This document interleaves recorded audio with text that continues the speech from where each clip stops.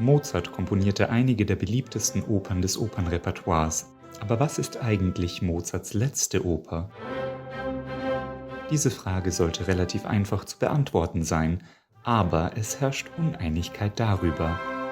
Was ist Mozarts letzte Oper?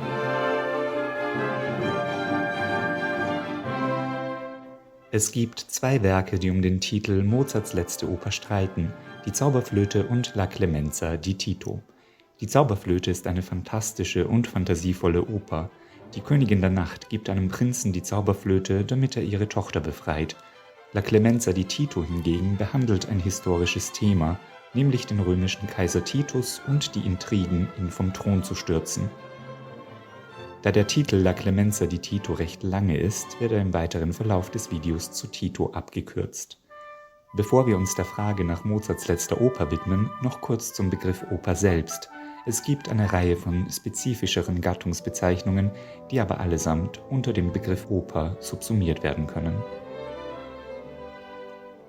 Um die eingangs gestellte Frage zu beantworten, werden 3 Kriterien herangezogen. Wir beginnen mit dem Datum der Uraufführung. Sowohl Tito als auch die Zauberflöte wurden im Jahr 1791 uraufgeführt.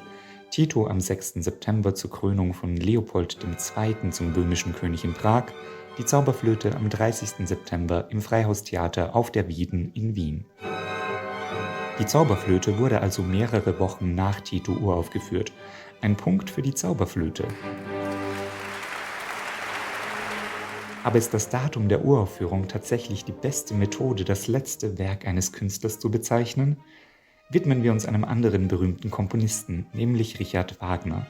Sein Bühnenweihfestspiel Parsifal wurde 1882 in Bayreuth uraufgeführt. Seine romantische Oper Die Feen hingegen erst 1888 in München. Dennoch würden sich die meisten dagegen sträuben, Die Feen als letzte Oper Wagners zu bezeichnen, denn im Hinblick auf den Kompositionszeitpunkt sehen wir, dass Die Feen mehrere Jahrzehnte vor Parsifal komponiert wurden. Wagner selbst war zum Zeitpunkt der Uraufführung der Feen bereits verstorben. Gemeinhin wird daher Parsifal als Wagners letzte Oper bezeichnet.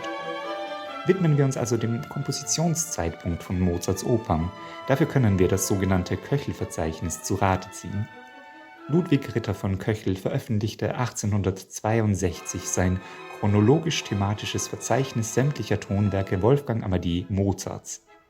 Köchels Ziel war, ein chronologisches Verzeichnis sämtlicher Tonwerke Mozarts zu erstellen. Dazu versah er Mozarts Kompositionen, darunter natürlich auch die Opern, mit einer Nummer.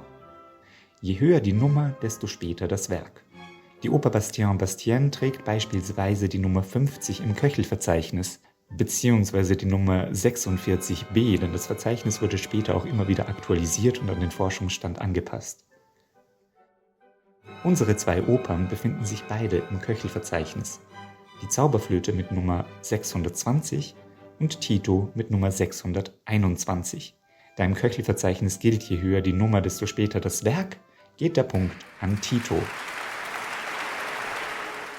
Damit steht es 1:1, also unentschieden? Wenn wir doch nur Mozart selbst fragen könnten. Und indirekt können wir das. Mozart hat ein eigenhändisches Werkverzeichnis erstellt, das Verzeichnis aller meiner Werke.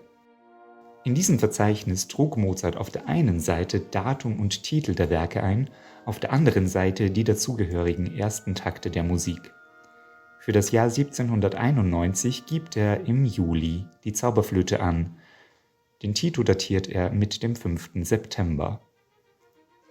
Und am 28. September fügt er noch weitere Kompositionen zur Zauberflöte hinzu, darunter die Ouvertüre und der Priestermarsch. Was bedeutet das? Die Komposition der Zauberflöte erstreckte sich demnach über einen längeren Zeitraum, in den die Komposition des Tito gewissermaßen eingeschoben wurde. Betrachten wir, für welche Oper Mozart zuletzt noch Stücke komponiert hat, dann geht der Punkt an die Zauberflöte.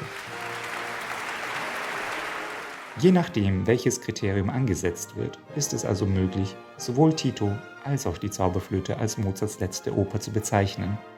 Da die Zauberflöte aber sowohl später vollendet als auch uraufgeführt wurde, tendiere ich dazu, die Zauberflöte als Mozarts letzte Oper zu sehen.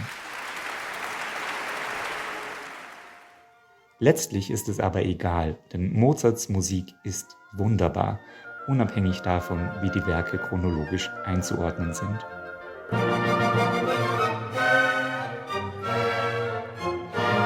Falls das Video Gefallen gefunden hat, freue ich mich über einen Daumen hoch und ein Abonnement und über Weiterleitung an andere Interessierte.